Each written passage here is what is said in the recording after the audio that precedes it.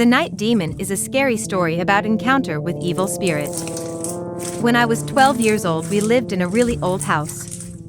It was at least 200 years old, and there were rumors that it was haunted. One night, as I was lying in bed, my mother came into my room. At least, I thought it was my mother.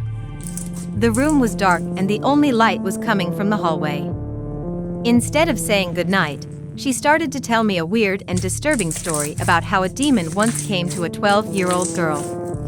She said the demon came at night, crawled up next to the girl and began growling in her left ear. She told me the girl said the Lord's Prayer over and over and the demon eventually went away. I remember just lying there, looking at her and wondering why she was telling me this story. Especially right before I went to sleep. She was really freaking me out. Eventually, she finished the story and just got up and left without saying anything more.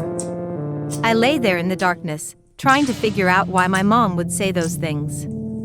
I tried to put it out of my mind and concentrated on getting comfortable and falling asleep. All of a sudden, I heard the most awful noise I have ever heard in my life. It was in my left ear. I couldn't tell if sound was human or animal. It was a guttural, grating, growling, scratching, screeching, moaning sound that left me terrified. I was too scared to move. I was too scared to breathe. I was paralyzed by fear. I wanted to scream, but I was afraid of what might happen if I did. At that moment, I thought of the Lord's Prayer and started reciting it in my head. I was too terrified to say anything aloud. The growling continued for what felt like an eternity. Then, suddenly, it stopped. I lay there listening for any other sounds, but all I could hear was an eerie silence. I lay awake all night until the sun came up. The next morning, I asked my mother about the story she had told me. She claimed she knew nothing about it. She said she had never come into my room the previous night. What she said scared me even more than the growling itself. That wasn't me, she protested. Why would I tell you such a horrible story? Why would I scare you like that at bedtime? To this day, I still cannot come up with an explanation. I believe that whoever or whatever it was that came into my room that night, it was not my mother.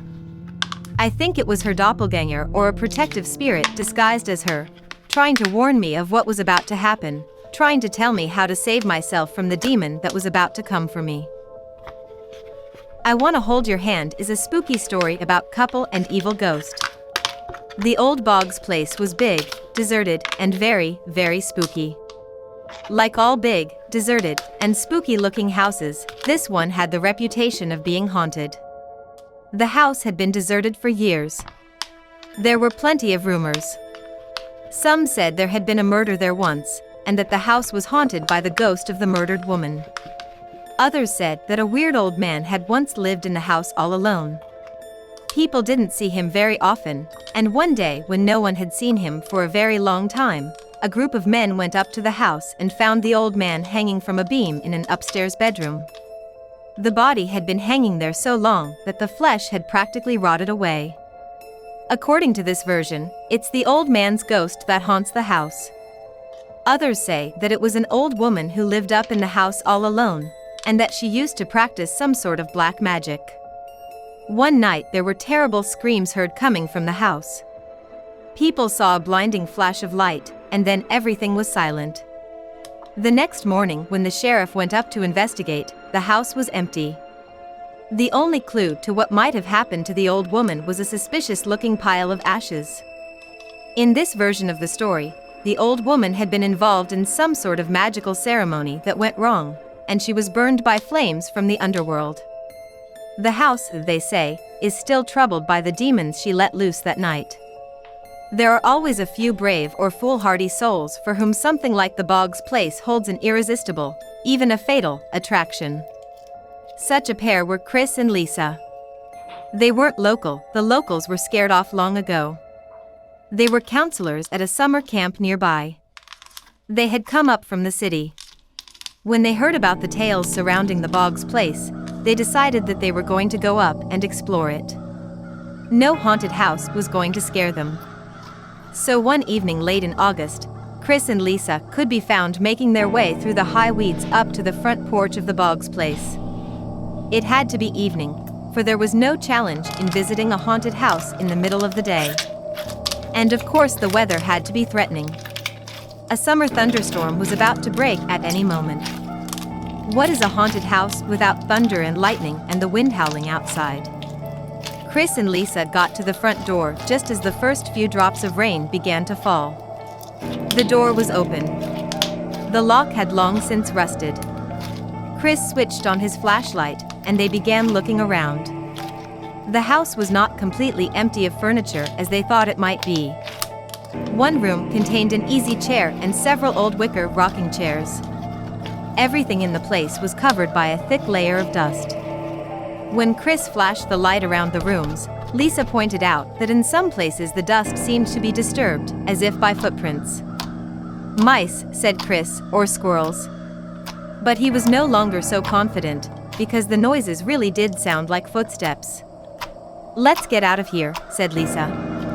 "I think we've explored enough."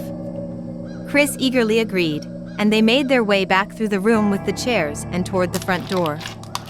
The storm had begun in earnest now, and there was a flash of lightning followed by a tremendous clap of thunder. In the flash, both Chris and Lisa saw, or thought they saw, a form standing in the waist-high weeds in the front of the house. There was another flash. The form was still there, but it had moved. "Someone's out there," said Lisa, "or something." "If we get out in those weeds," said Chris, "whatever it is can sneak right up on us. We'd never know until it was too late. I think we'll be safer here in the house until it's light." Spending the night in that house was not a pleasant prospect, but Lisa saw the wisdom of the suggestion. So they went back to the room with the chairs. Lisa sat down in the armchair, and Chris pulled one of the wicker rockers over next to it. The flashlight, which had been growing weaker by the minute, finally gave out entirely, and Chris and Lisa sat there in total darkness. "TM scared," said Lisa. "So am I," said Chris. "Hold my hand, maybe we'll feel better." Chris reached over and grasped Lisa's hand and gave it a squeeze. It made them both feel better, momentarily. There was nothing that either one of them could do or say. They just sat there holding hands in the darkness, waiting for morning to come. Lisa could hear Chris rocking back and forth, and every once in a while he gave her hand a little squeeze. Lisa dozed off for a moment, but when she awoke she was still holding Chris's hand, and she could still hear his rocking chair squeaking. But slowly she became conscious of the fact that something was different, something had changed. It took a while to realize what had happened or not happened. Chris had not squeezed her hand for some time. Perhaps he was asleep. But no, she could still hear the rhythmic squeaking of the rocking chair. She wanted to call out to Chris, but terror had robbed her of her voice. Finally, a smear of grayish light could be seen through the window. It was dawn. And as the room in which Lisa sat was illuminated, she saw what had happened. She was still holding Chris's hand, just his hand. The rest of him was hanging from a beam in the ceiling. And rocking rhythmically in a chair across the room was a huge, wild-looking man, dressed in rags and clutching an enormous, bloody knife. Second chance. Some years ago, a small town in Louisiana was struck by an epidemic of typhoid fever. Many of those who came down with the disease died quickly. One of those stricken was a young woman who had such a serious case that everyone felt sure she was going to die. This woman was very close to her oldest brother, but he happened to be away when she got sick. As her condition worsened, he was sent for, and he rushed home as fast as he could. But the trip back wasn't an easy one. There were a number of unexpected delays, and by the time he arrived, his sister was already dead. In fact, he had even missed the funeral, which had taken place just a few hours before he arrived back in town. The grief-stricken brother went to the cemetery, where he found the gravediggers just finishing their work on his sister's grave, tossing the last few shovelfuls of dirt back into the hole. He begged the gravediggers to open the grave so that he could see his sister just one more time. They refused his request. But the brother would not go away. He stood there begging and pleading so loudly that he began to collect a crowd. He shouted to the people who had gathered that all he wanted to do was look at his sister one more time. Most of the people knew him, and knew how close he had been to his sister. He was such a pitiful sight, and so persistent, that several of the local people said that they would open the grave themselves just to satisfy his request, and to keep him from making a further spectacle of himself. The earth was soft, and so the digging went very quickly. The coffin was uncovered and opened. The grieving man then looked down on his sister for what he was sure would be the last time. He was standing there weeping when one of the people in the crowd thought he saw the corpse move slightly. At first he dismissed what he had seen as a hallucination. Then others in the crowd saw movement, and they began whispering to each other. The corpse actually began to shake itself, and people in the crowd started to shout. The grief-stricken brother nearly fainted in astonishment. Then the corpse actually sat up, and finally stepped right out of the coffin. The young woman had not been dead at all. Because of the disease, she had fallen into a coma and looked as if she were dead. If her brother had not arrived late for her funeral, she would have remained buried alive and surely would have suffocated underground. People say that after coming back to life, the woman lived for many years and raised a large family. Fire Damage is a short true story about two young men who almost get caught in a blaze when the house they are staying in catches fire. I was living in a very old house in the suburbs, and one of my friends came to visit me. He was staying for 4 weeks and brought a lot of bags and suitcases with him. There was only one bedroom in the house, so he slept on the sofa in the front living room. One morning, my friend burst into my bedroom yelling, "Fire! Fire!" I woke up, groggy and confused. I wasn't sure what was going on and suspected he might be playing a prank on me. I jumped out of bed, and that's when I felt it. The floor was extremely hot under my feet. My friend ran out into the hallway, and I followed right behind. I couldn't see the fire anywhere, but as we ran towards the front door, I heard the sound of roaring and crackling all around me. The fire was inside the walls. We ran out the front door and across the lawn. When we got to the sidewalk, I turned and looked at the house. There was thick, black smoke billowing out of the roof. We stood there for a few moments, watching as flames overtook the house. That's when I happened to look down and noticed that all of my friend's bags and suitcases were neatly lined up on the sidewalk. When he realized the house was on fire, he had taken the time to carry all of his luggage outside before he came back inside to wake me up. His bags and suitcases were more important to him than I was. The fire had started in the basement where the furnace was, and it had quickly spread up into the walls. It had been burning the entire foundation of the floor we had been standing on. The entire floor and much of the house collapsed into a fiery pit not long after we escaped.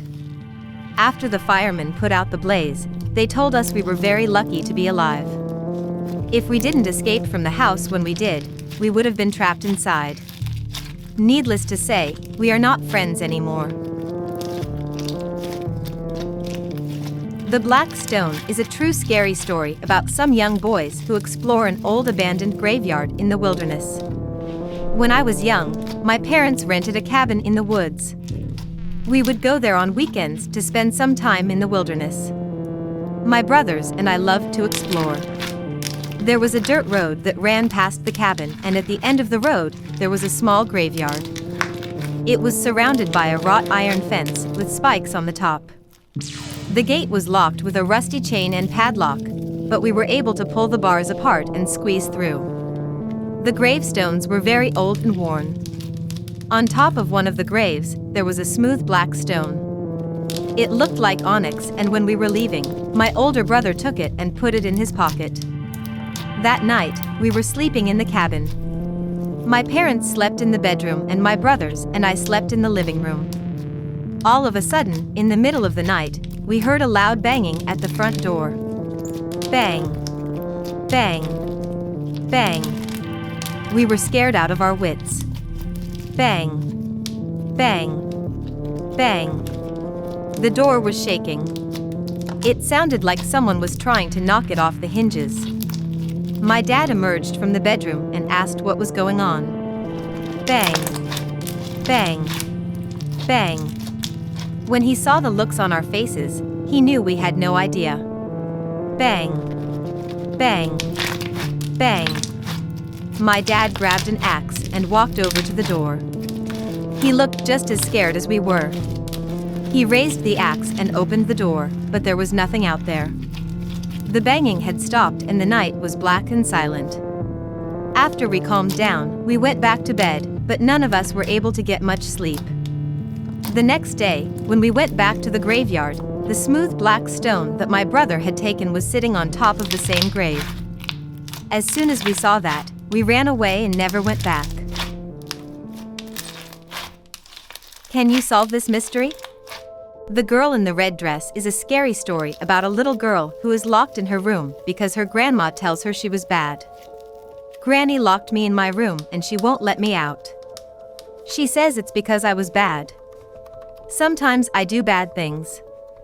Ever since my mommy went away. Granny says my mommy is in heaven. I don't know how she got there.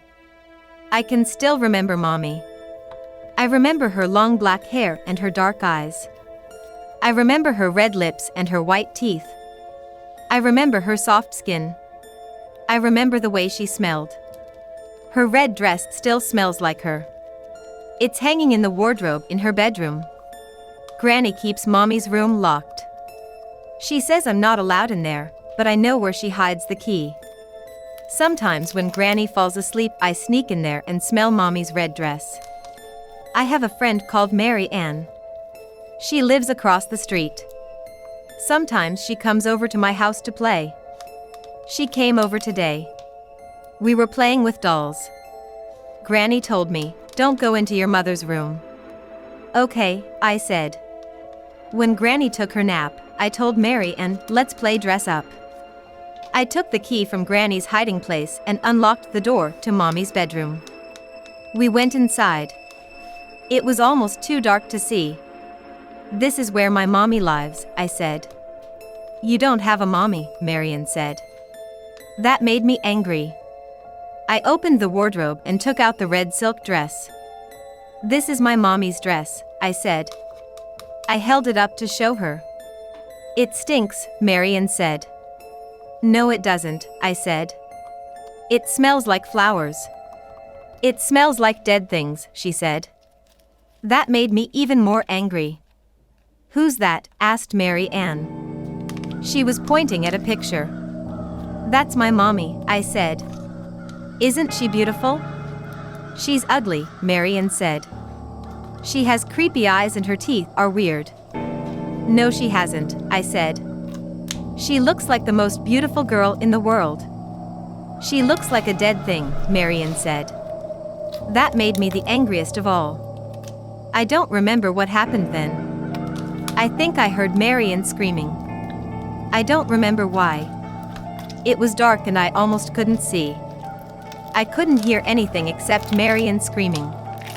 I think something bad happened. Then I remember Granny shouting at me. She was crying too. She took the red dress off me. She was really rough and she kept hitting me. I was crying too. Granny fetched a washcloth and wiped the blood off my face. She told me over and over how bad I was. Then, she dragged me all the way upstairs and locked me in my room. I looked out the window and saw Granny in the backyard. She was burying something with a shovel. I must have done something really bad. California Desert is a scary true story about men who are driving through lonely area and come across something truly frightening. I was driving through the California desert, on my way to New Mexico. Taking a shortcut, I found myself all alone on a 2-lane road driving through the desolate landscape. There was nothing for miles, except for an abandoned ghost town. At the time, I had heard rumors that the area was a hotspot for satanic group activity. It was late in the evening and the sun was setting. Soon it would be dark. I was driving through a canyon with high grass on both sides of the road. Up ahead, I noticed something in the middle of the road, blocking my path. As I came closer, I slowed down to a crawl. There was a truck stopped sideways across both lanes. On the road, there was an open suitcase and clothes were scattered everywhere. Two bodies lay face down in the road. It was a man and a woman, and they appeared to be dead. I stopped 100 feet or so from the scene of the accident. The hair on the back of my neck was standing up. Something was very wrong, but I couldn't put my finger on exactly what it was. I reached into the back seat and pulled out my rifle, putting a round into the chamber. Then it hit me. The scene of the accident looked too perfect. It was as if it had been staged. Was it some sort of ambush, or was I just being paranoid? I broke out into a cold sweat. My heart was pounding in my chest. Something was seriously wrong. I didn't dare to get out of the car. As I scanned the road, I saw a line I could drive. I could pass the body of the man lying in the road on the left, then swerve to the right side and pass the body of the woman. I dropped into first gear, punched the engine and drove the line I planned. I passed the back of the truck without hitting it or either of the bodies in the road. I continued forward a few hundred feet and then slowed down so I could breathe and let my heart slow down. As I looked in the rearview mirror, I suddenly realized that the two bodies had gotten up to their knees and at least 20 shadowy figures were emerging from the tall grass on either side of the road. At that moment, I began to panic. My right foot stepped on the gas and I sped off down the road. I didn't let up until I had to slow down until I reached the highway. I will never know what would have happened to me had I gotten out of the car to check on the bodies or if I had stopped my car closer to them. Somehow I don't think it would have been good. Sometimes real life can be scarier than any horror movie.